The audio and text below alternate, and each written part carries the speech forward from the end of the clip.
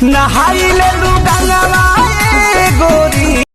जी हाँ दोस्तों, आपको बता देना चाहता हूँ कि प्रमोद प्रेमी यादव का घर है जो 60 बीघा जमीन में बन रहा है। जी हाँ दोस्तों, और ये भी बताया जा रहा है कि 80 करोड़ रुपए की लागत से है जो प्रमोद प्रेमी का घर बनाया जा रहा है। जी हाँ दोस्तों, आपको ये भी बता दूं कि कुछ लोगों का कहना है कि प्रमोद प्रेमी के घर के आगे खेसारी लाल यादव का घर कुछ भी नहीं है। जी हाँ दोस्तों, आपको कैसा लगता है कमेंट में हमें ज़रूर बताइएगा। और आपको ये भी बता दूं दोस्तों कि प्रमोद प्रेमी के पास एक से बढ़कर एक कार भी है।